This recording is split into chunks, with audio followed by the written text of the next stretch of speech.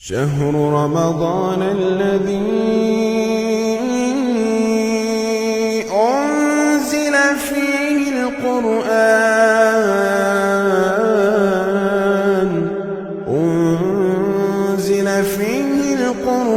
هدى للناس وبينات من الهدى والفرقان۔ قرآن حکیم کے 5ویں پارے کی تفسیر کا خلاصہ پیش کیا جا رہا ہے۔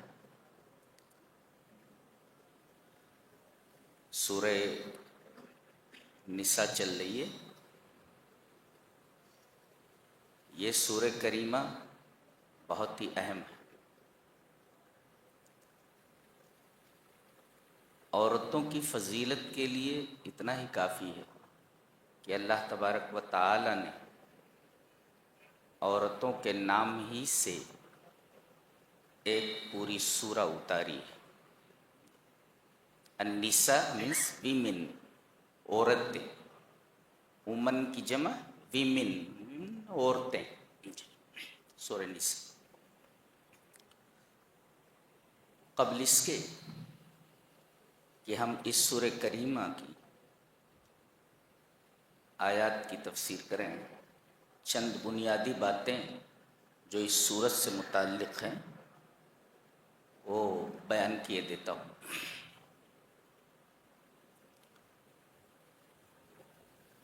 اس سورہ میں 14 نداءات ہیں۔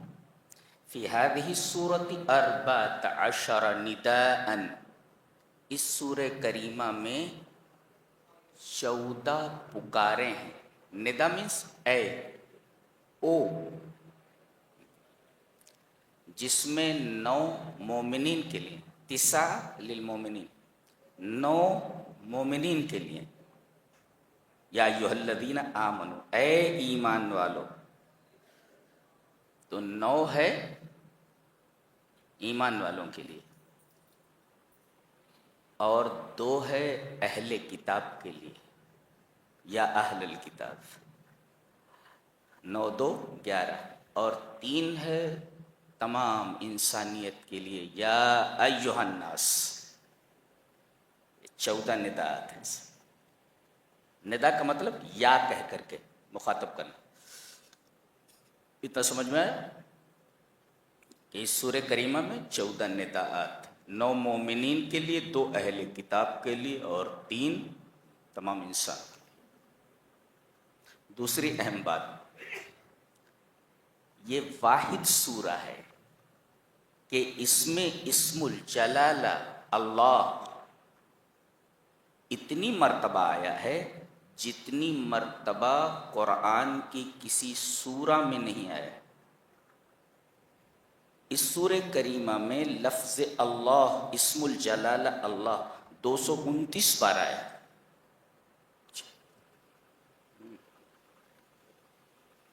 اس وجہ سے یہ سورہ اور بھی اہم ہے۔ تیسری بات، یہ سورہ کریمہ ترتیب میں چوتھی ہے۔ سورہ فاتحہ، سورۃ البقرہ، سورہ آل عمران، یہ چوتھی، سورۃ النساء۔ اس ترتیب سے اگر دیکھیں تو سب سے پہلے لفظ انسان اسی سورہ میں آیا ہے، اس سے پہلے نہیں آیا۔ وَخُلِقَ الْإِنسَانُ ضَعِيفًا، اللہ نے انسان کو کمزور پیدا کیا ہے، انسان کمزور پیدا کیا گیا۔ سب سے پہلے الانسان اسی سورہ میں آیا ہے۔ اس ترتیب سے اگر دیکھا جائے تو یہ پہلی سورہ ہے جس میں لفظ انسان آیا ہے۔ اور ایک اہم بات اور کہ اس سورہ کے اندر مستضعفین کا لفظ 4 بار آیا ہے، 4 times، 4۔ مستضعفین مینس ویک، کمزور۔ گویا یہ سورہ سورۃ المستضعفین ہے، کمزوروں کی سورہ ہے۔ کمزوروں کی سورہ ہے کیا مطلب؟ اللہ تبارک و تعالی نے ان لوگوں کے حقوق کو بڑی تفصیل سے بیان فرمایا ہے جو کمزور ہیں اور معاشرے میں دبے کچلے۔ ڈاؤن ٹروڈن ہیں وہ، جی جی، ان لوگوں کا بیان۔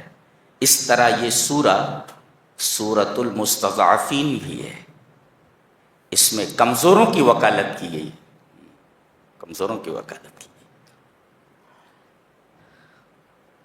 اب آئیے سب سے پہلے اس سورہ کریمہ کی پہلی آیت کو دیکھتے ہیں۔ یا ایہا الناس، میں نے کہا نہیں 3 بار آیا یا ایہا الناس، یا ایہا الناس اتقوا ربکم الذی خلقکم من نفس واحدہ، اے دنیا کے تمام انسانوں، مسلمانوں، یہودیوں، نصرانیوں، پارسیوں، ہندوؤں، سب کے سب سنو کہ تم کو اللہ تبارک و تعالی نے، تمہارے رب نے نفس واحدہ سے پیدا کیا ہے۔ نفس واحدہ آدم علیہ السلام، نفس واحدہ کی تفسیر حضرت آدم سے تم کو پیدا کیا ہے، اور پہلے آدم کو پیدا فرمایا اور ان کی پسلی سے ان کے جوڑے حضرت حوا کو پیدا فرمایا، اور وہ بھی پسلی سے۔ گویا مرد جب تک شادی نہ کرے مکمل نہیں ہوتا، اس لیے کہ اس کی پسلی نکال لی گئی نا، پسلی کم کر دی گئی جس سے عورت کو بنایا گیا، تو ناقص ہے انسان، اور عورت بھی ناقص ہے، وہ مرد کے بغیر کامل نہیں ہو سکتی۔ لہذا مرد کے لباس میں رہتے ہوئے عورت سے بے نیاز نہیں ہو سکتا، اور عورت کے لباس میں رہتے ہوئے مرد سے بے نیاز نہیں ہو سکتی۔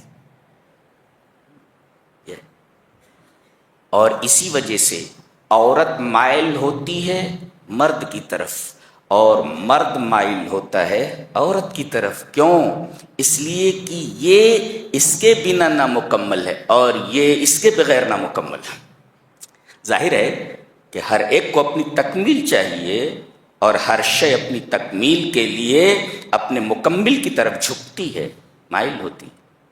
انڈرسٹینڈ؟ ہاں، یہ مطلب اس کا۔ اب اشارہ اس بات کی طرف ہے کہ مرد کو چاہیے کہ وہ عورت کو تکلیف نہ دے۔ کوئی مرد یہ چاہے گا کہ اپنی انگلی کاٹ دے، یا انگلی کو دروازے کے کونے میں گھسا دے کہ انگلی دب جائے؟ اس لیے کہ انگلی یہ انسان کا جز ہے، اور عورت بھی انسان کا جز ہے، اور کوئی یہ نہیں چاہتا کہ اپنے جز کو تکلیف پہنچائے۔ لہذا اشارہ اس بات کی طرف کیا گیا ہے کہ مرد کو چاہیے کہ وہ عورت کو تکلیف نہ پہنچائے، اس لیے کہ عورت اس کی مکملہ ہے، اس کا جز ہے وہ، اور کوئی بھی آدمی اپنے جز کو کبھی تکلیف نہیں پہنچاتا۔ اسی طرح عورت کو چاہیے کہ وہ مرد کو تکلیف نہ پہنچائے، اس لیے کہ اس کی وجہ سے تو وہ مکمل ہوئی ہے۔ اور اس میں یہ ہدایت دی گئی ہے کہ ڈارون کا جو نظریہ ہے وہ نظریہ باطل نظریہ ہے، کہ لوگ بندر کی اولاد ہیں، بندر سے پیدا ہوئے۔ ہمارے اسکولوں میں وہی پڑھایا جاتا ہے کہ ڈارون یہ کہتا ہے کہ انسان پہلے بندر تھا، ارتقاء کے نظریے میں ایولوشن کے تحت وہ انسان بنا ہے۔ جی، رد کیا گیا اس کا، تم بندر کی اولاد نہیں ہو، بلکہ تمہارے باپ کا نام آدم ہے اور تمہاری ماں کا نام حوا ہے، تم انسان سے پیدا کیے گئے ہو اور انسان ہو، تم بندر کی اولاد کیسے ہو سکتے ہو؟ لہذا چارلس ڈارون کا نظریہ ایک باطل نظریہ ہے، ایک بوگس نظریہ ہے۔ بعد میں آنے والے سائنسدانوں نے خود کہہ دیا تھا یہ پاگل تھا، بول ڈارون، پاگل ہی لوگ ایسی باتیں کہہ سکتے ہیں۔ جی، اب آپ دیکھیں کہ سب سے پہلے جو سب سے کمزور طبقہ ہے معاشرے کا اور سماج کا، وہ یتیموں کا ہے، اور یتیموں میں سب سے پہلے یتام النساء کا تذکرہ کیا جا رہا ہے، یتیم لڑکیوں کا۔ بھئی یتیم لڑکا بھی ہوتا ہے اور یتیم لڑکی بھی ہوتی ہے، لیکن اللہ تبارک و تعالیٰ نے ان دونوں میں سے جو زیادہ کمزور ہے سب سے پہلے اس کا تذکرہ فرمایا، وَآتُوا الْيَتَامَ یتام النِّسَاء، اور تم یتیم بچیوں کو ان کا مال دے دو۔ اس میں مجاز مرسل، انگریزی پڑھیں آپ لوگ، سینکٹیکی بولتے اس کو، سینکٹاکی، مجاز مرسل۔ مجاز مرسل میں کیا ہوتا ہے؟ تشبیہ اور مشابہت کا علاقہ نہیں ہوتا، گویا کہ یہاں مسبب کو سبب کی جگہ پر اتار دیا گیا ہے۔ نہیں سمجھے؟ پڑھو ذرا اردو بھی پڑھے پڑھو تھوڑا۔ جی، مطلب یہ ہے کہ کہا گیا ہے کہ مال دے دو، کن کو؟ یتیم بچیوں کو، اس لیے کہ ان کا مال تمہارے ہاتھ میں ہے۔ اب آدمی مال کب دے گا؟ جب مال کی حفاظت کرے گا۔ مال کو اگر اڑا دے گا تو دے گا کیسے؟ تو یہاں مسبب کو سبب کے قائم مقام کر دیا گیا ہے۔ دینے کا مطلب یہ ہے کہ تم یتیموں کے مال کی حفاظت کرو، اگر حفاظت نہیں کرو گے تو دو گے کیسے؟ اور یہاں کہا گیا دے دو، اور دینے کے لیے ضروری ہے کہ آدمی مال کی حفاظت کرے۔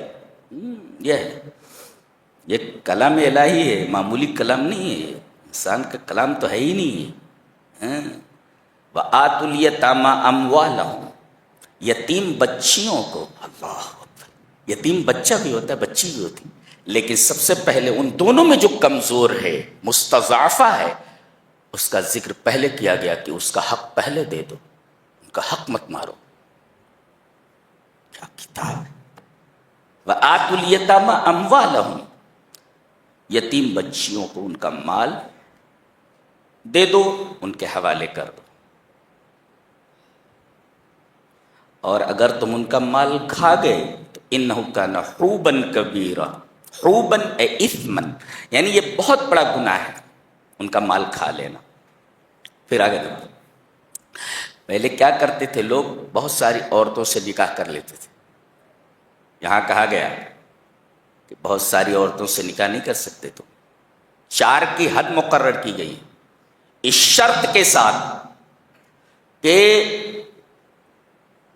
تم ظلم نہ کرو، عدل قائم کر سکو۔ اگر عدل قائم نہیں کر سکتے فواحدتن، تو صرف ایک بیوی پر اکتفا کرو۔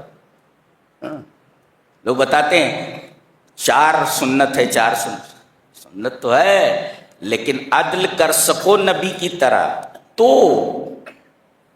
4 کی اجازت ہے، ورنہ ایک ہی پر اکتفا کرو۔ یہ دیکھو لفظ کیا لایا گیا، دیکھو وَإِنْ خِفْتُمْ أَلَّا تُقْسِطُوا فِي الْيَتَامَى فَانكِحُوا مَا طَابَ لَكُم مِّنَ النِّسَاءِ مَثْنَىٰ وَثُلَاثَ وَرُبَاعَ، 2 سے کر سکتے ہو، 3 سے کر سکتے ہو، 4 سے کر سکتے ہو، بس 5ویں نہیں لا سکتے۔ فَإِنْ خِفْتُمْ أَلَّا تَعْدِلُوا، 4 کی اجازت تو ہے، لیکن اگر تمہیں خوف ہو اللہ تعدلو کی انصاف نہیں کر سکو گے تو فواحدتن، تو صرف ایک پر اکتفا کرو۔ یہ جائز ہے، فرض نہیں ہے کہ 4 ہی کرو، اگر عدل کر سکتے ہو تو۔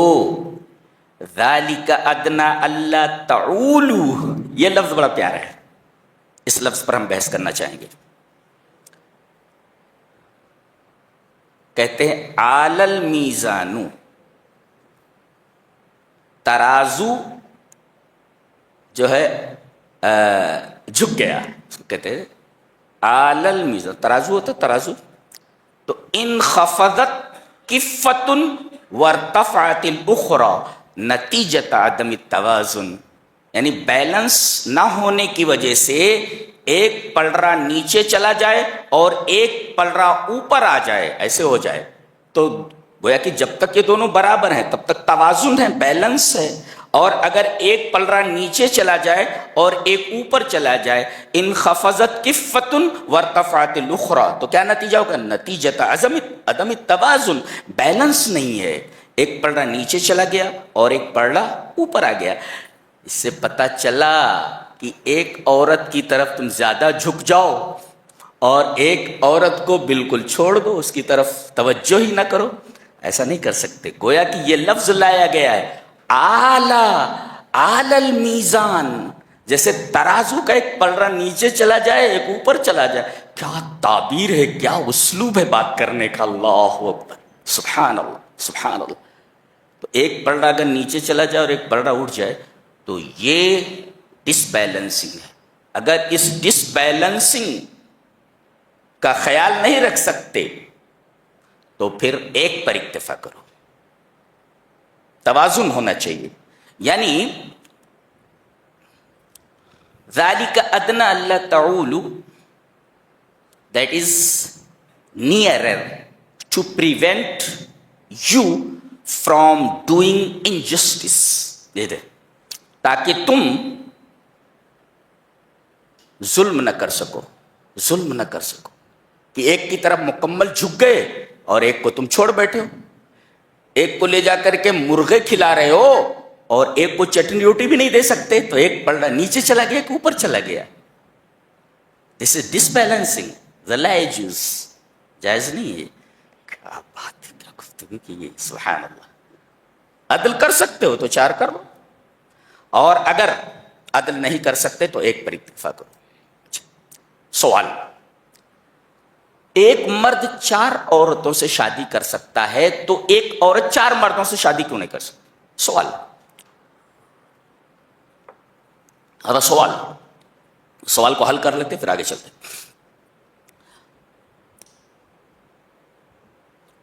4 عورتیں 4 بچے پیدا کر سکتی ایک آدمی سے،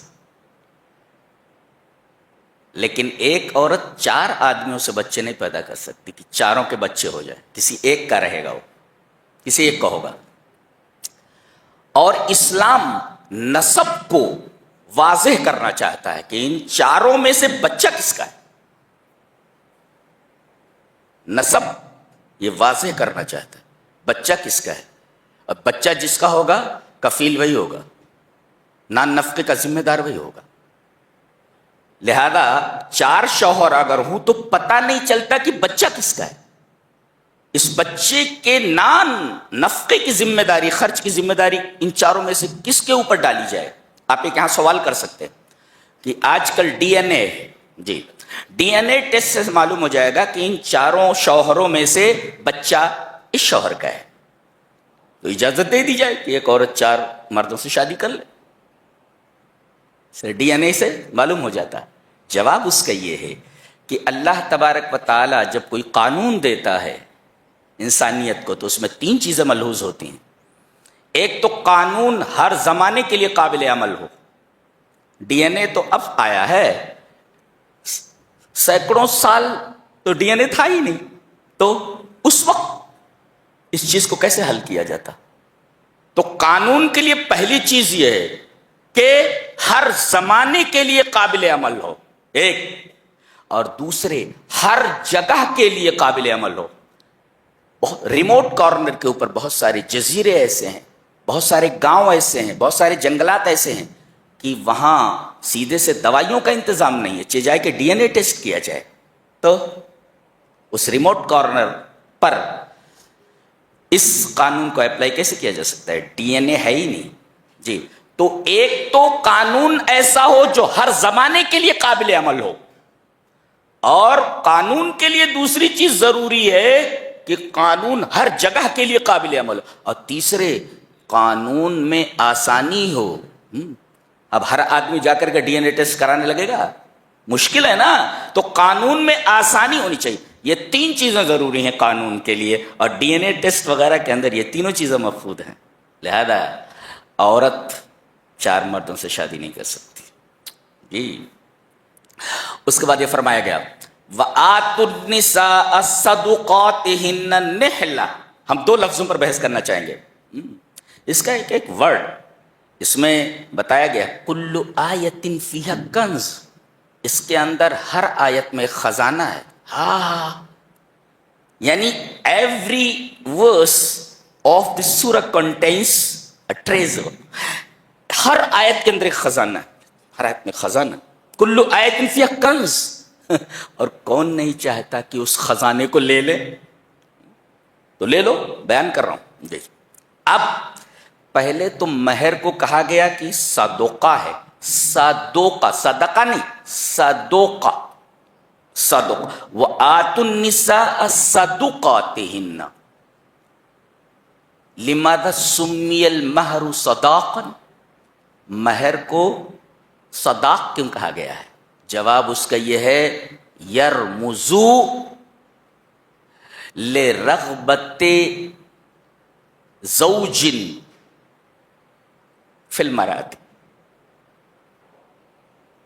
یرمزو لصدق رغبت الزوج فی المرأة، یہ صدقہ صاد دال قاف صدق سے ہے، صدق مانے سچائی، سچائی،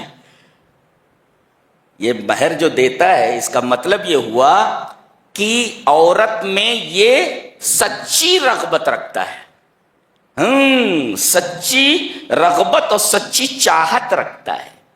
اس میں اشارہ ہے مہر کا نام صداق رکھنا، اشارہ اس بات کی طرف کیا گیا ہے کہ عورت میں اگر سچی رغبت ہے اس عورت سے ہمیں شادی کریں تو شادی کرو، اس کو پریشان کرنے کے لیے نہیں کہ آدمی کی نیت میں کچھ ہو اور شادی کرنے کے بعد اس کے ساتھ کچھ کرے۔ یہاں عورتوں کی رعایت کی گئی ہے، ان کے جذبات کی۔ تو مہر کا نام صداق دے کر کے اس بات کی طرف اشارہ کیا گیا یرمز لصدق رغبت الزوج فی الزوجہ، شوہر کی سچی خواہش کی طرف اشارہ ہے عورت کے بارے میں، یعنی وہ سچی خواہش رکھتا ہے کہ وہ عورت کے ساتھ شادی کرے گا، اس کے ساتھ زندگی گزارے گا اور اس کے ساتھ توقیر اور احترام کا معاملہ کرے گا۔ اس کے دل میں صدق ہے، سچائی ہے، صدق نیت ہے، اس وجہ سے نہیں وہ شادی کر رہا ہے کہ آگے چل کر کے اپنی عورت کو تکلیف دے گا۔ گویا کہ یہ لفظ صدقات اس میں عورتوں کے احترام کو، ان کے اکرام کو ملحوظ رکھا گیا ہے۔ اللہ اکبر۔ اور دوسرے دے دو نہلا، یہاں بھی نہلتن مانے نہلتن کہتا you can say with good heart, یعنی خوش دلی کے ساتھ، انتیب نفس، وتھ گڈ ہارٹ، خوش دلی کے ساتھ دے دو مہر کو، خوش دلی کے ساتھ مہر دے دو۔ اچھا، یہاں مہر کو نہلا بھی کہا گیا ہے۔ نہلا، یہ نہلا کا کیا مطلب ہوتا ہے؟ نہلا کہتے ہیں نحل مانے شہد کی مکھی، بی، ہنی بی، نحل، اسی کے نام سے ایک سورہ ہے آگے، سورہ نحل، بی، دا بی، شہد کی مکھی کے نام سے ایک سورہ ہے، اسی سے یہ لفظ ہے نہلا۔ مکھی کیا کام کرتی ہے؟ مکھی حدیث میں ہے کہ پھول چوسنے کے لیے جب جاتی ہے تو جس ڈالی پر بیٹھتی ہے اس ڈالی کو توڑتی نہیں ہے، اور جس پھول سے رس چوستی ہے اس پھول کو نقصان نہیں پہنچاتی ہے، اور پھول سے رس لے کر کے آتی ہے تو فری میں بلا عوض انسانوں کو شفا والی چیز دے دیتی ہے جسے شہد کہا جاتا ہے۔ اللہ اکبر، یہ لفظ وہاں سے نکلا ہے۔ گویا عورت کے مہر کو نہلا کہا گیا۔ اب یہ تمام چیزیں اس کے اندر آ گئیں، تمام چیزیں اس کے اندر آ گئیں، یعنی جس طرح شہد کی مکھی جس درخت پر جاتی ہے اس کی ڈالی کو نہیں توڑتی، عورت کو تکلیف نہیں پہنچانا، پھول سے رس چوستی ہے، پھول کو تکلیف نہیں پہنچاتی، عورت بھی پھول ہی ہے، آپ تکلیف نہیں پہنچا سکتے جی۔ اور جیسے وہ شہد دیتی ہے ایسے ہی تم میٹھا برتاؤ کرو، آپ کا جو مینر ہونا چاہیے سویٹ مینر ہونا چاہیے، سویٹ مینر ود ہر، اس کے ساتھ آپ کا جو مینر ہے، جو آپ کا بیہیویئر ہے وہ بہت ہی میٹھا ہونا چاہیے۔ یہ اللہ اکبر، میں اس کی شرح نہیں کر سکتا اس لفظ کی، یہ بھی عورت کی توقیر پر، اس کی عزت پر اور اس کے عظیم مرتبے کے اوپر دلیل ہے۔ دیکھ رہے ہیں آپ؟ اللہ اکبر۔ تو مہر دے دو، ہاں اگر کچھ معاف کر دے تو کھا سکتے ہو، لے سکتے ہو، لیکن اگر آدمی مر گیا اور مہر نہیں دی تو پہلے وراثت سے اس کے مہر کو الگ کیا جائے گا اور بیوی کو دیا جائے گا، اس کے بعد بیوی کا جو حق بنتا ہے، اگر اولاد موجود ہے تو 1/8، اولاد موجود نہیں تو 1/4 پہلے اس کو دے دیا جائے گا، اس لیے کہ قرض ہے، یہ دین ہے یہ، اور میت کا پہلے دین دیا جاتا ہے، قرض ادا کیا جاتا ہے وراثت سے، جو بچتا ہے وہ تقسیم ہوتا ہے، تو یہ قرض ہے، لہذا پہلے اس میں سے وراثت میں سے قرض نکال کر کے بیوی کو دو، قرض ہے وہ، اسی کے سے مہردین بولتے ہیں، وہ قرض ہے وہ، اور اس کے بعد اب اگر اولاد موجود ہے تو بیوی کو 1/8 اور اولاد موجود نہیں ہے تو 1/4 دیا جائے۔ آگے بتائے گا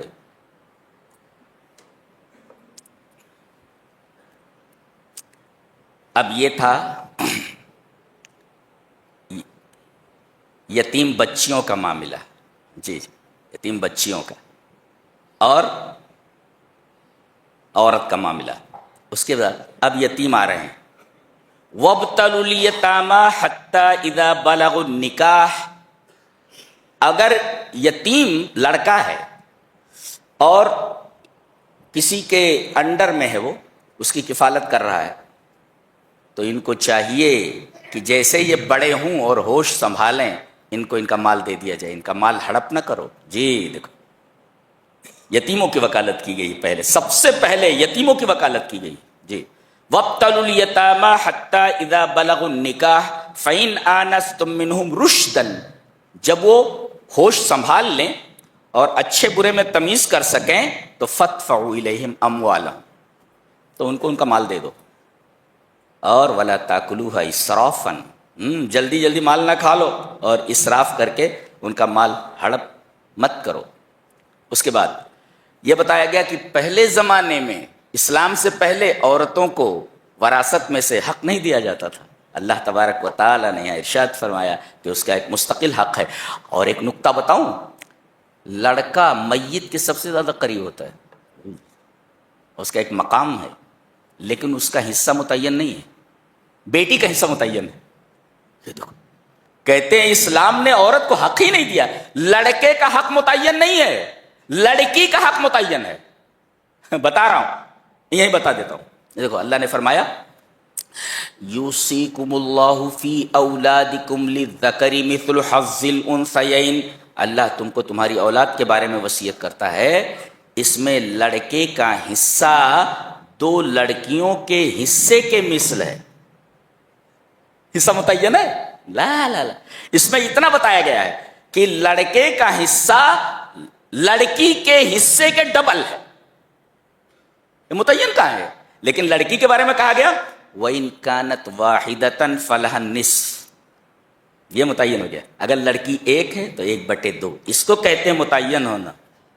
حصہ کتنا ہے لڑکے کا پتہ نہیں، حصہ متعین ہی نہیں ہے، لڑکے کا حصہ 2 لڑکیوں کے حصے کے برابر ہے، یہ کوئی متعین حصہ تھوڑی ہے۔ لیکن لڑکی کی جب بات آئی وَإِن كَانَتْ وَاحِدَةً فَلَهَا النِّصْفُ، اگر ایک لڑکی ہے تو پوری جائیداد کا 1/2 لے لے گی، نصف بتایا گیا، یہ متعین ہے، آدھا 1/2۔ اور فَإِن لَّمْ يَكُن لَّهُ، اور اگر ایک سے زیادہ ہے اگر تو 2/3۔ بیٹیاں ایک سے زیادہ ہیں، 2 ہیں 3 ہیں تو 2/3 دیا جائے گا پوری جائیداد سے، اگر ایک ہے تو آدھا 1/2، اور اگر ایک سے زائد ہے تو 2/3 بتایا گیا، ثلث ما ترک، تو ایک لڑکی کا حصہ متعین کر دیا گیا، 2 لڑکیوں کا حصہ متعین کر دیا گیا 2/3، ماں کا حصہ بتایا گیا کہ کہیں 1/3 ہے اور کہیں 1/6 ہے، ماں کا حصہ متعین ہے، بیوی کا حصہ متعین ہے۔ ابھی بتایا میں نے کہ اگر اولاد موجود ہے تو 1/8 اور اولاد موجود نہیں ہے تو 1/4، دیکھو متعین ہے۔ بہن کا حصہ بھی متعین ہے، آگے چل کر کے بتایا گیا بہن کو کتنا ملے گا۔ اللہ اکبر، جتنی بھی لڑکیاں ہیں کوئی لڑکی ایسی نہیں ہے، کوئی عورت ایسی نہیں جس کا حصہ اللہ نے متعین نہ کیا ہو، ان کو اتنا ملے گا، لڑکے کا حصہ متعین نہیں کیا۔ عورتیں جتنا ناز کریں، جتنا فخر کریں اسلام کے اوپر، قرآن حکیم کے اوپر، اتنا کم، لڑکے کا حصہ بھی متعین نہیں۔ یہ بتایا گیا لڑکے کا حصہ 2 لڑکیوں کے حصے کے برابر، یہ متعین تھوڑی ہے، اس کو متعین نہیں کہتے، گنتی میں ہونا چاہیے اتنا لڑکے کا ہوتا ہے، ایسا نہیں کہا گیا، بتایا گیا 2 لڑکیوں کے حصے کے برابر لڑکے کا حصہ ہوتا ہے۔ کیا بات ہے، ان کو وراثت سے حصہ نہیں دیا جاتا تھا. اللہ تبارک تعالیٰ نے فرمایا کہ للرجال نصیب مما ترک الوالدان والاقربون وللنساء نصیب مما ترک الوالدان والاقربون. جملے کو ریپیٹ کیا گیا, یعنی حالانکہ ایک جملے میں کہا جا سکتا تھا اس کو, لیکن جملہ الگ لایا گیا. للرجال نصیب مما ترک الوالدان والاقربون وللنساء نصیب مما ترک الوالدان والاقربون. دیکھ رہے ہیں آپ, یعنی اللہ تبارک و تعالیٰ نے عورتوں کا حصہ جو رکھا ہے بالکل ویسے ہی حصہ مردوں کا حصہ جیسے رکھا ہے ویسے عورتوں کا حصہ. اچھا اب دیکھو, عورتوں کا حصہ بتا دیا گیا. اب ایک بڑی عجیب بات بتائی جا رہی ہے. اللہ اکبر, غور سے سن رہے ہیں. کچھ لوگ محروم ہو جاتے ہیں, کچھ لوگوں کو نہیں ملتا. جیسے دادا کی وراثت میں پوتے کا حق نہیں ہے. جی, پوتا غریب ہے, پریشان ہے, اسے نہیں ملے گا. پھر یتیم ہے, مسکین ہے,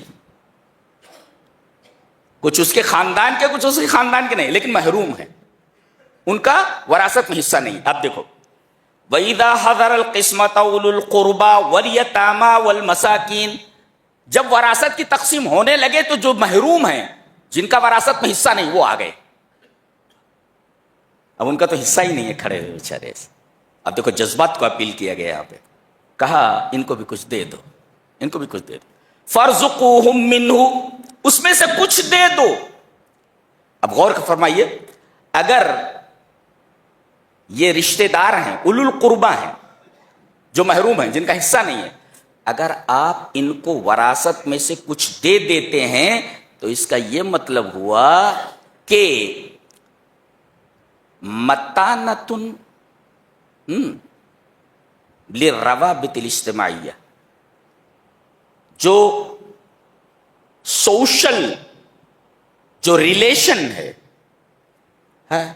سوشل ریلیشن مضبوط ہوتا ہے. دیکھو ہمارا کتنا خیال رکھا گیا, حق نہیں تھا پھر بھی ہمیں دے دیا گیا. تو اس سے جو روابط اجتماعیہ ہے, سوشل جو کانٹیکٹ ہے, سوشل جو اجتماعی جو رشتے ہیں, رشتہ ہے, وہ بڑا مضبوط ہوتا ہے, رشتہ مضبوط ہوتا ہے.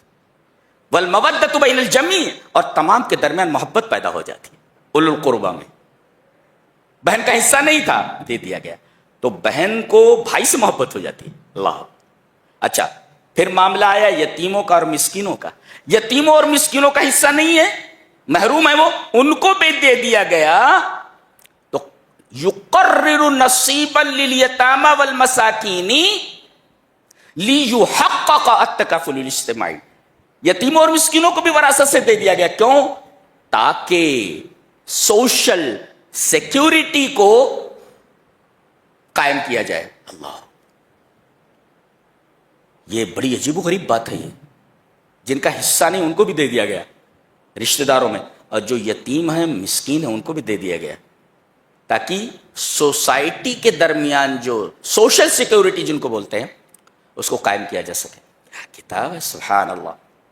اور جذبات کو اپیل کیا گیا, کہا کہ ان لوگوں کو ڈرنا چاہیے کہ اگر یہ اپنے پیچھے بچے چھوڑ دیں جو کمزور ہوں, چھوٹے چھوٹے, تو ان کے بارے میں یہ ڈریں گے نہیں.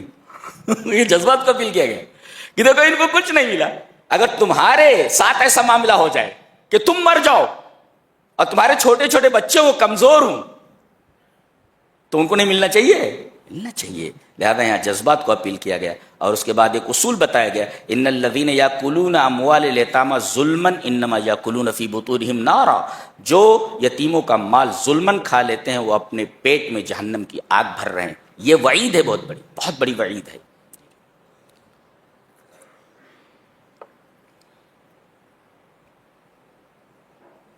کہتے ہیں کہ توبہ جو ہے نا کب کرنا چاہیے. کہتے ہیں وَلَيْسَتِ التَّوْبَةُ لِلَّذِينَ يَعْمَلُونَ السَّيِّئَاتِ, کہ آدمی گناہ کرتا رہتا ہے یہاں تک کہ جب موت آ جاتی ہے تو قَالَ إِنِّي تُبْتُ الْآنَ, اب میں توبہ کر رہا ہوں. تو توبہ کب کرنا چاہیے؟ اس میں اہل علم نے لکھا ہے کہ قبل معاینت ملک الموت, ملک الموت کے دیکھنے سے پہلے. اللہ اکبر. ہمارے درمیان آتے رہتے ہیں لوگوں کو لے جانے کے لیے, لیکن ہمیں دکھائی نہیں دیتے. ہمارا جب نمبر آئے گا تو برابر دکھائی دیتے ہو. اللہ اکبر. بہت عجیب و غریب فرشتہ ہے. پوری ٹیم کے ساتھ آتا ہے, ٹیم کے ساتھ آتا ہے. پھر تمہارے بدن سے روح نکال لیتا ہے اور تمہارے بدن کو مٹی کے حوالے کر دیا جاتا ہے. یہ تمہاری حقیقت ہے, یہ تمہاری حقیقت ہے. تو ملک الموت کے دیکھنے سے پہلے ہوش میں آ جاؤ. یہ بات کہی. پھر اس کے بعد عورتوں کا ایک حق اور بتایا جا رہا ہے. پہلے کیا ہوتا تھا, کسی آدمی کی 2 بیویاں ہیں, ایک بیوی سے یہ بچہ پیدا ہوا, یہ لڑکا ہے, باپ مر گیا تو دوسری بیوی باپ کی جس سے یہ پیدا نہیں ہوا اس سے شادی کر لیتا تھا. اللہ, یہ عورتوں کے احترام کے خلاف تھا, عورتوں کی تذلیل تھی یہ. اللہ تبارک تعالیٰ نے فرمایا یا ایھا الذین آمنوا لا یحل لکم ان ترثوا النساء کرہا, جی مجبور کر کے کسی عورت کے وارث مت بن جاؤ. اور آگے فرمایا گیا کہ ولا تنکحوا ما نکح آباؤکم من النساء, ان عورتوں سے نکاح مت کرو جن سے تمہارے باپ نکاح کر چکے ہیں. کیا پاکیزگی ہے. اچھا, ایک جگہ اور فرمایا گیا کہ وعاشروہن بالمعروف, ان کے ساتھ بھلائی کے ساتھ رہو, زندگی گزارو. زندگی گزارو بیویوں کے ساتھ معروف کے ساتھ. معروف کسے کہتے ہیں؟ بھلائی کے ساتھ. معروف بھلائی کے ساتھ. ہاں, اگر کوئی بات ان کی ناپسند آئے, ان کی کوئی بات ناپسند آئے تو سمجھ لو کہ اللہ تبارک و تعالیٰ کا یہ قانون ہے کہ کسی چیز کو تم اگر پسند کرتے ہو تو اللہ اس کے اندر خیر کثیر رکھے ہوئے.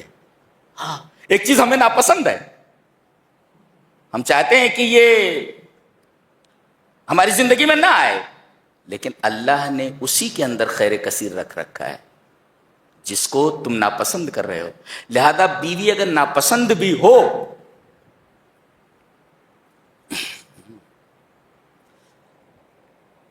کہیں شادی میں یا شاپنگ کرنے جانا ہو, کم سے کم 2 گھنٹہ لگے گا ان کو سنورنے میں.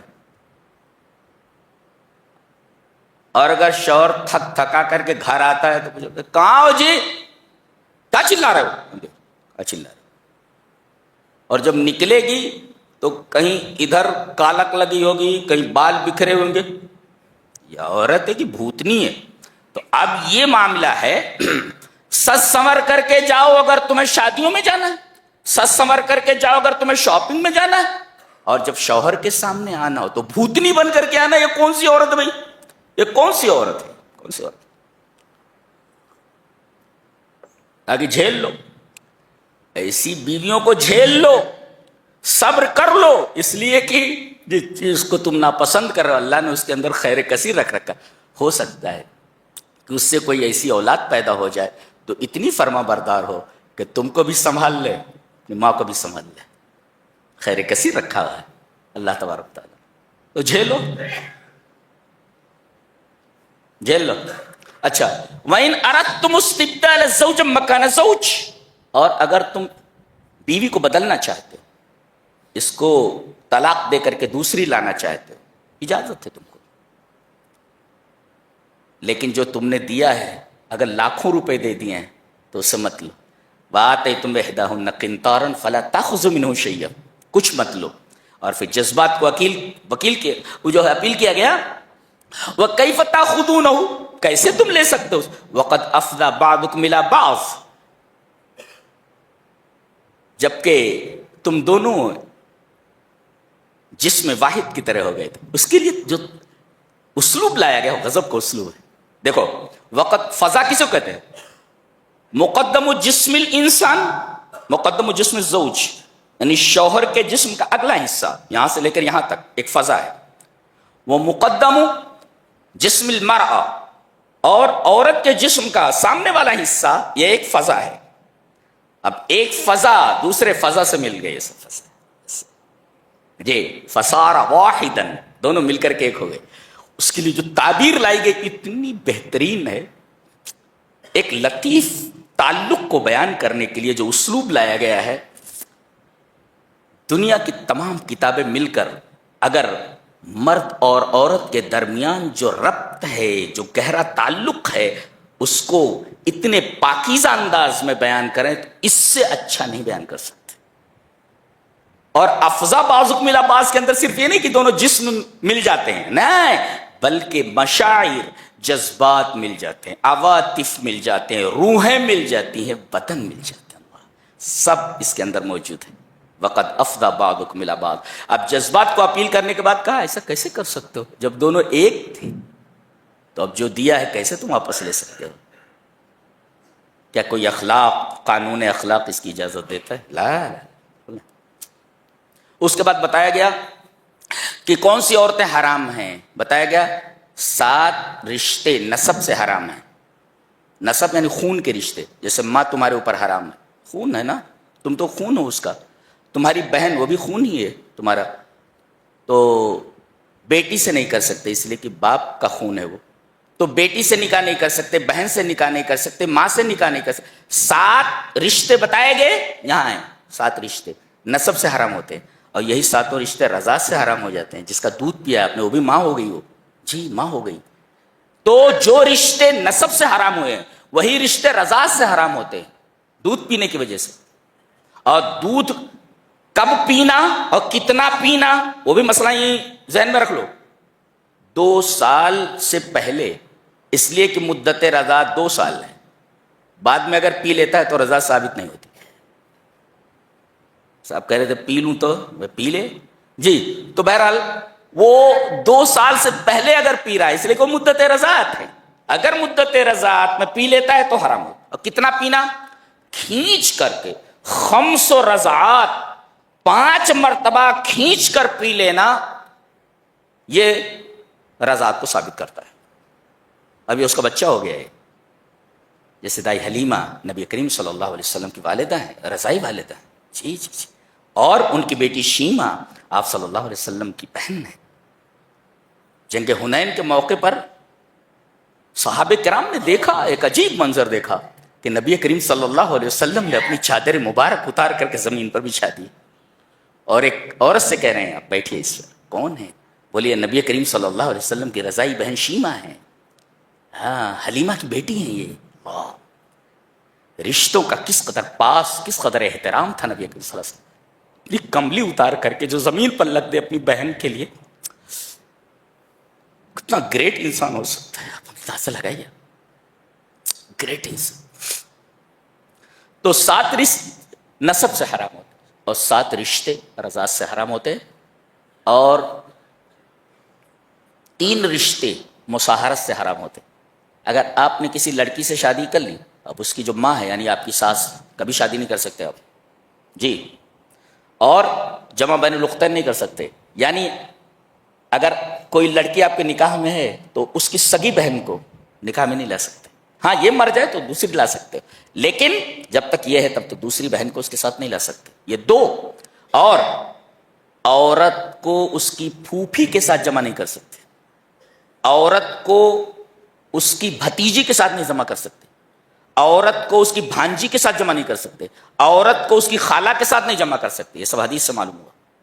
یعنی آپ کی بیوی ہے، اب اس کی پھوپھی کو آپ نکاح میں نہیں لا سکتے، اس کی بھتیجی کو نکاح میں نہیں لا سکتے، اس کی بھانجی کو نکاح میں نہیں لا سکتے، ہاں ساری چیزیں،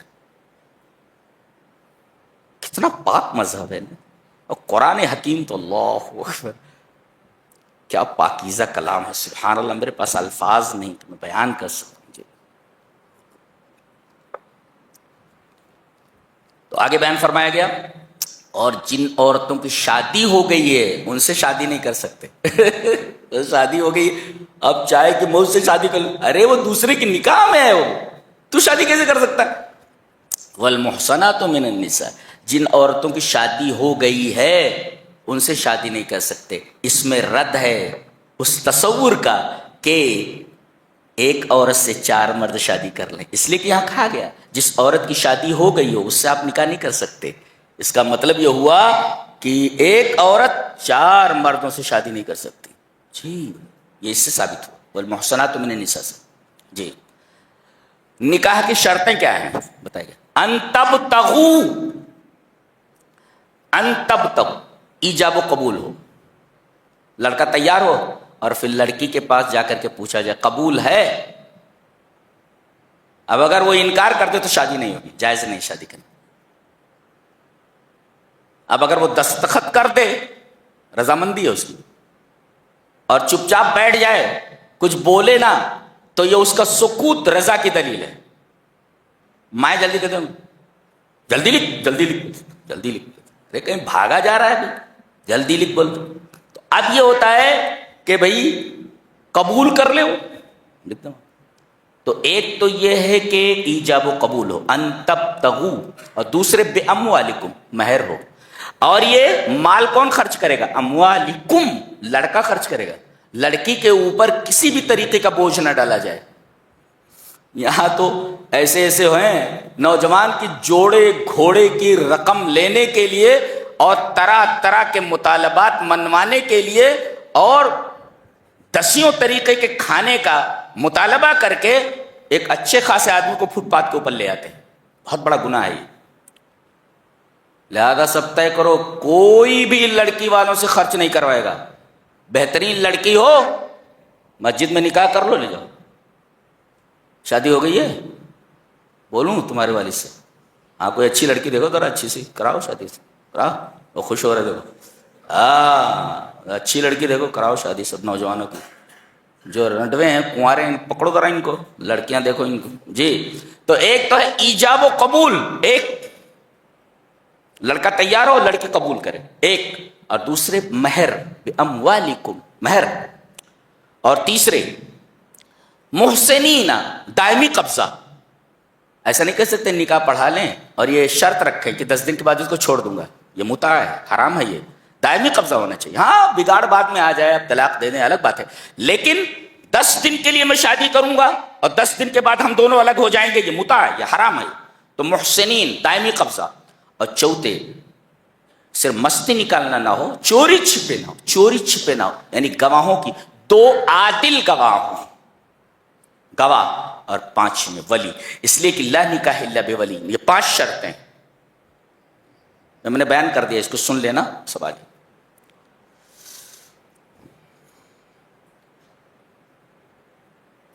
آگے اللہ تبارک و تعالیٰ ایک بڑی پیاری بات ارشاد فرما رہے ہیں کہ اس کی ہر بات پیاری ہے کہ واللہ یرید ان یتوب علیکم ویرید الذین یتبعون الشہوات ان تمیلوا میلا عظیما. خاص طور سے الغرب الکافر، مغرب کے جو کافر ہیں اور جو اسلام کے دشمن ہیں، اصدقاء الشیطان اصحاب الشیطان، یریدون ان یوقعوکم بالفخ بفخ الشہوات. شیطان کے دوستوں نے، شیطانوں نے جال بچھا رکھے ہیں ان یوقعوکم بفخ المعاصی والشہوات، کہ تم کو گناہوں کے اور شہوتوں کے جال میں گرا دیں، تم پھنس جاؤ. پوری طاقت لگا رکھی ہے انہوں نے کہ مسلم نوجوانوں کو تباہ کر دیں. اللہ فرما رہا ہے تمہیں وہ گناہ میں ڈالنے کا ارادہ کر رہے ہیں، میں نے توبہ کے دروازے کھلے رکھے. وہ یہ کوشش کر رہے ہیں کہ تمہیں گناہوں میں مبتلا کر دیں گے، تو میں نے بھی توبہ کے دروازے کھلے رکھے، کبھی بھی میرے پاس آ سکتے. اللہ، یہ اللہ تبارک و تعالیٰ کی وسعت رحمت کے بیان ہے. اور یرید اللہ ان یخفف عنکم، اللہ چاہتا ہے کہ تمہارے ساتھ آسانی کا معاملہ کرے.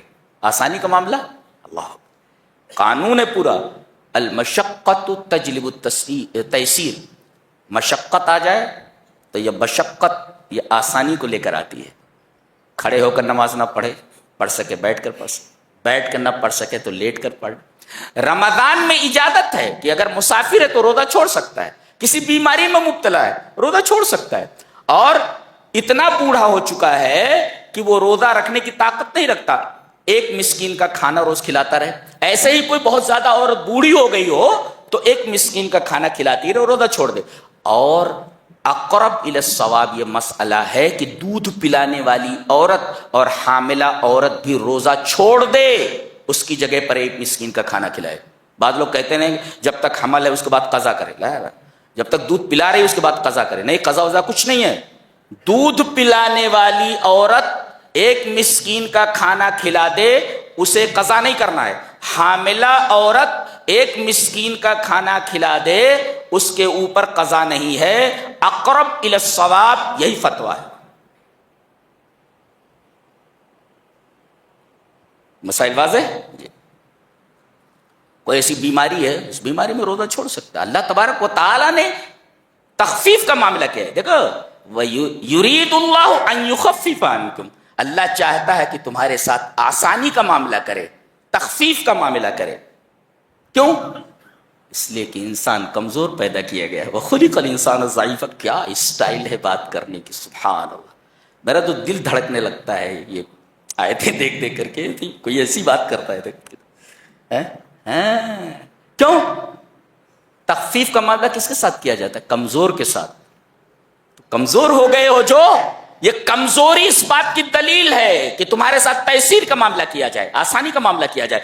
یرید اللہ ان یخفف عنکم، اللہ تمہارے ساتھ آسانی کا معاملہ کرنے کا ارادہ کرتا ہے۔ کیوں؟ وخلق الانسان ضعیفا، اس لیے کہ انسان کمزور پیدا کیا گیا ہے، لہذا کمزور کے ساتھ آسانی کا معاملہ کیا جاتا ہے۔ یہ اللہ تبارک و تعالیٰ کی سعت رحمت پر دلیل ہے۔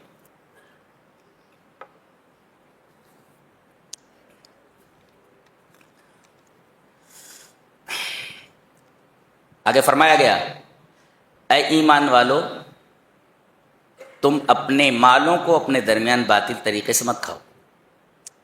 ایک بات کہی گی، یعنی حرام طریقہ مت اپناؤ۔ ولا تقتلوا انفسکم، اور اپنے آپ کو قتل مت کرو۔ اس ٹکڑے کے دو مطالب، اپنے آپ کو قتل مت کرو یعنی خودکشی مت کرو، سوسائڈ مت کرو۔ یہ ہوا اپنے آپ کو قتل کرنا یعنی سوسائڈ کرنا، حرام ہے یہ۔ اچھا، دوسرے، اپنے آپ کو قتل کرنے کا ایک اور مطلب ہے کہ تمام کے تمام مسلمان آپس میں نفس واحدہ کی طرح جی، انما المؤمنون اخوہ، ایک بدن کی طرح ہے، سارے مسلمان ایک بدن کی طرح۔ اگر ایک عضو کو تکلیف پہنچے تو انسان کے پورے بدن کو تکلیف پہنچے، ایسے سارے مسلمان ایک جسم کی طرح۔ تو گویا کہ دوسرے کو قتل کرنا اپنے آپ کو قتل کرنے کی مرادف ہے، لہذا اپنے آپ کو قتل مت کرو۔ کیا بات کہی، اللہ۔ ایک عجیب و غریب بات کہنے جا رہا ہوں، لے کر جاؤ آج۔ حضرت عبداللہ ابن مسعود رضی اللہ تعالیٰ عنہ نے ارشاد فرمایا کہ اس سورہ کریمہ میں 5 آیتیں ایسی ہیں جو مجھے دنیا اور دنیا کی جتنی بھی دولت ہے سب سے زیادہ محبوب ہے۔ اللہ اکبر۔ دنیا وما فیہا، دنیا اور دنیا میں جتنی چیزیں ہیں ان سب سے زیادہ محبوب اس سورہ کریمہ کی 5 آیتیں۔ پہلی آیت، ان اللہ لا یظلم مثقال ذرہ، بے شک اللہ ذرہ برابر بھی ظلم نہیں کرتا ہے۔ ایک مفسر نے لکھا ہے، الحدید یوزن بالطن والفواکہ توزن بالکیلو والذہب یوزن بالجرام والالماس یوزن بالقیرات وَأَمَّا الْأَعْمَالِ فَبِالذَّرَّةِ۔ اللہ اکبر، کتنی اچھی بات کہی۔ کہا کہ لوہے کو ٹن سے تولا جاتا ہے، سبزیوں کو اور پھلوں کو کلو سے تولا جاتا ہے، سونے کو گرام سے تولا جاتا ہے، الماس اور ڈائمنڈ کو قیرات سے، کیرٹ سے تولا جاتا ہے، لیکن اعمال کا وزن ذرے سے تولا جائے گا قیامت کے دن۔ اللہ اکبر۔ اللہ ہم گنہگاروں کو معاف فرما میرے، ہم حساب نہیں دے سکتے، میرے حساب نہیں دے سکتے۔ ذرے سے تولنے پر آ جائے تو کیسے بچ سکتے ہیں ہم لوگ؟ ہاں، ذرے سے تولا جائے گا۔ ان اللہ لا یظلم مثقال ذرہ، اللہ ذرہ برابر کسی کے اوپر ظلم نہیں کرتا۔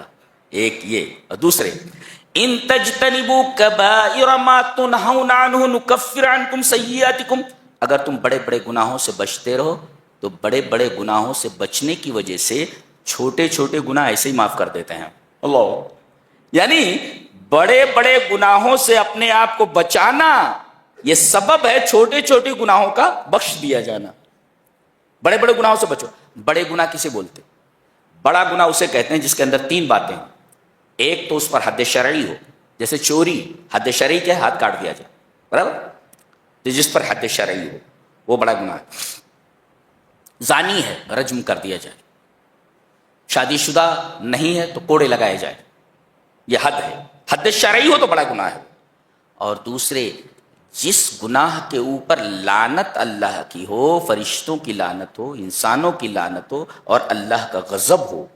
کہا گیا یہ کام کرو گے تو اس پر اللہ کی لعنت ہے. یہ کام کرو، جیسے علم کو چھپانا، کہا گیا یلعنہم اللاعنون، دنیا میں جتنے بھی لعنت کرنے والے سب لعنت کرتے اور اللہ تبارک تعالیٰ کا غضب ان کے اوپر ہوا.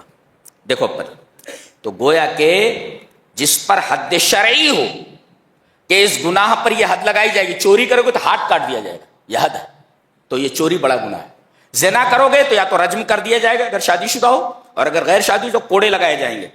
تو چونکہ اس کے اوپر حد شرعی لہذا یہ بڑا گناہ ہے. اچھا، اور دوسرا ہے کہ لعنت ہو اللہ کی اس عمل کے اوپر. اگر ایسا کرو گے تو اللہ کی لعنت، ایسا کرو گے تو اللہ کا غضب. تو جس فعل کے اوپر اللہ کا غضب، اللہ کی لعنت، بڑا گناہ ہے. اور تیسرے جس پر جہنم کی وعید ہو کہ اگر ایسا کرو گے تو جہنم میں جاؤ گے. یہ تین چیزیں جس عمل میں پائی جائیں وہ بڑا گناہ ہے. اس کے علاوہ جتنے بھی گناہ ہیں سب چھوٹے گناہ ہیں. لہذا ان تمام گناہوں سے اگر بچتے ہو جو بڑے بڑے گناہ ہیں جن کے اندر یہ تین شرطیں پائی جاتی ہیں، تو اللہ تبارک تعالیٰ تمہیں چھوٹے چھوٹے گناہ جو ہیں تمہارے اسے معاف کر دے گا بڑے بڑے گناہوں سے بچنے کی وجہ سے. تو یہ دو آیتیں ہوئی. اور تیسری ہے کہ وَمَن يَعْمَلْ سُوءًا أَوْ يَظْلِمْ نَفْسَهُ ثُمَّ يَسْتَغْفِرِ اللَّهَ يَجِدِ اللَّهَ غَفُورًا رَحِيمًا. جو آدمی چھوٹا گناہ کرے یا بڑا گناہ کرے پھر اللہ سے معافی مانگ لے تو اللہ کو وہ غفور الرحیم پائے گا. اللہ یہ بالفعل آیت. تین. اور چوتھی آیت ہے وَلَوْ أَنَّهُمْ إِذ ظَّلَمُوا أَنفُسَهُمْ جَاءُوكَ فَاسْتَغْفَرُوا اللَّهَ وَاسْتَغْفَرَ لَهُمُ الرَّسُولُ لَوَجَدُوا اللَّهَ تَوَّابًا رَحِيمًا. اگر یہ اپنے نفسوں کے اوپر ظلم کریں اور نبی کے پاس آئیں، یہ کہیں کہ اللہ کے رسول ہمارے لیے بخشش کی دعا کریں اور خود یہ بخشش اللہ سے مانگے، تو اللہ تبارک و تعالیٰ کو تواب اور رحیم پائیں گے. اور پانچویں آیت ان اللہ لا یغفر ان یشرک بہ ویغفر ما دون ذلک لمن یشاء. اللہ تمام گناہوں کو بخش دے گا سوائے شرک کرنے. شرک کرنے والے کو نہیں بخشے گا اللہ. اس کے علاوہ جس بھی گناہ کو چاہے معاف کر دے، اس کی مشیت کے اوپر ہے، معاف کرے یا سزا دے، سزا دے کر جنت میں ڈالے، لیکن مشرک کو کبھی نہیں بخشے گا. شرک کے اوپر کوئی کمپرومائز نہیں. جی جی، شرک کے اوپر کوئی کمپرومائز نہیں. لہذا بچو شرک کرنے سے. زندگی میں شرک نہیں آنا چاہیے، تو بہت خطرناک چیز ہے وہ. اس کے لیے بخشش کا دروازہ بند ہو جاتا تھا. یہ 5 آیتیں ایسی ہیں. عبداللہ ابن مسعود کہتے ہیں کہ مجھے دنیا اور ما فیہا سے زیادہ محبوب.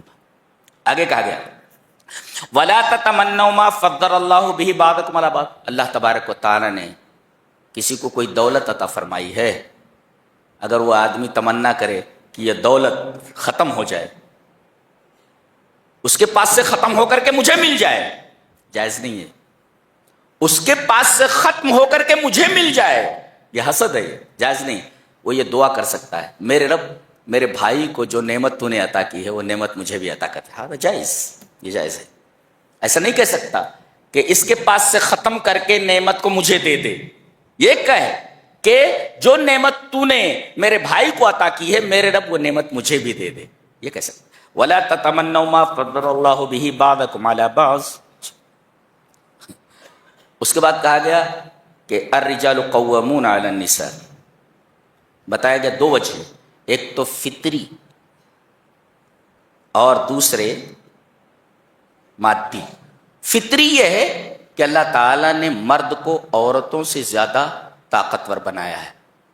جی، شرط یہ ہے کہ وہ جھاڑو نہ اٹھائیں. جی، اور دوسری چیز ان کے اندر یہ ہے کہ یہ کما کر لاتے ہیں. وَبِمَا أَنفَقُوا مِنْ أَمْوَالِهِمْ. یہ کما کر لاتے، خرچ کرتے تمہارے اوپر. اس وجہ سے مردوں کو اللہ نے عورتوں پر فضیلت دی ہے دو چیزوں کی وجہ سے. فطری طور پر یہ مردوں سے عورتوں سے زیادہ طاقتور ہیں، اور دوسرے یہ کما کر لاتے ہیں. ان دو وجہوں سے ان کو گھر کا ہیڈ بنایا گیا ہے. الرجال قوامون علی النساء. نیک عورت کسے کہتے بتائے گا. فالصالحات قانتات، سورہ نساء چل رہی ہے. فالصالحات قانتات حافظات للغیب بما حفظ اللہ. نیک عورتیں کون؟ جس کے اندر دو صفتیں ہوں، ایک قانتات ہو، دوسرے حافظات ہو. یہ اچھی عورت کی، نیک عورت کی علامت ہے. قانتات ہو اور حافظات ہو. کیا مطلب ہے قانتات کا؟ اذا امرتها اطاعت کا، جب آپ اسے کسی چیز کا حکم دیں اس کی اطاعت کریں. شرط یہ ہے کہ وہ حرام کام نہ ہو. ادھر شراب کی بوتل اٹھا کر کے لانا، اٹھاؤں جھاڑو زیادہ ہے زیادہ، تو یہ جائز کام کے لیے اگر حکم دے تو اس کی اطاعت کرنا ضروری ہے. حرام کام کا حکم دے تو نہیں کرنا چاہیے. ذرا شراب کی بوتل اٹھا کر لانا ذرا، جی اس میں اطاعت نہیں کرے گی وہ. تو جب تم اسے حکم دو تو اطاعت. اذا امرتها اطاعت کا، جب تمہیں اسے حکم دو تو اطاعت. اور دوسرے تمہاری غیر موجودگی میں تمہارے مال کی حفاظت کرے اور اپنی آبرو اور ناموس اور عزت کی حفاظت کرے. یہ دو چیز. فالصالحات، ایسی عورتیں صالحات ہیں، نیک ہیں. قانتات حافظات. اب بتایا گیا کہ اگر عورت سرکش ہو جائے تو سرکش ہو جائے. اس پر آج میں نے عربی میں ایک لطیفہ پڑھا کہ اشتقت مرأۃ الی المحکم. وہ کورٹ میں گئی اور اپنے شوہر کے خلاف اس نے دعویٰ دائر کیا، شوہر کے خلاف. آج میں نے پڑھا، وہ عربی میں تھا. تو جج نے پوچھا کیا بات ہے، اپنے شوہر کے خلاف تو نے یہ مقدمہ کیوں دائر کیا، کیا وجہ ہے؟ کہا کہ جب بھی میں کوئی ایسا کام کرتی ہوں جو اس کے مزاج کے موافق نہ ہوتا، مجھے کاٹ لیتا ہے، جیسے کتا کاٹتا ہے تو کاٹ لیتا. جج نے پوچھا آسک ہم وائی از دس اسٹرینج ایکٹ. یہ عجیب و غریب حرکت کاہے کو کر رہا ہے؟ یہ عجیب و غریب حرکت کاہے کی؟ وہ جب کوئی ایسا کام کرتی ہے جو تیرے مزاج کے موافق نہیں ہوتا تو تو اس کو کاٹ لیتا ہے. کہنے لگا یہ قرآن سے ثابت ہے. قرآن سے ثابت ہے کہاں؟ بولے اس آیت میں ہے. کیا ہے؟ واللاتی تخافون نشوزہن فعظوہن. وعظ یعظ کا مطلب ہوتا نصیحت کرنا، اور عز یعظ کا مطلب ہوتا کاٹ لینا. تو وہ زوئے کو زواد پڑھ رہا تھا، زوئے کو زواد پڑھ رہا تھا. ایک صاحب کہہ رہے تھے غالباً یہ پاکستان کا وہ مرزا ہے جو اس کا مصداق ہے، اس لیے کہ اس کو عربی نہیں آتی. تو وہ ایزو کو، نصیحت کرو کو عزو کا سمجھ رہا ہے کہ کاٹ لے. میں نے کہا کہ اگر یہ مرزا کی بات ہے تو مجھے تو علم نہیں ہے. بہرحال اس روایت کے راویوں کی تحقیق کرو کہ راوی ثقہ ہے یا نہیں ثقہ ہے. بہرحال تو the judge became flabbergasted, stunned. بہت حیران ہوا کہ یہ کیا کرتا ہے کہ مزاج کے خلاف کوئی بات ہوتی ہے عورت کو کاٹ لیتا ہے. کہا عورت سے کہ اس کو تو 80 بار کاٹ لے، اس کو 80 بار کاٹ اس کو. بہرحال کہا گیا واللاتی تخافون نشوزہن فعظوہن.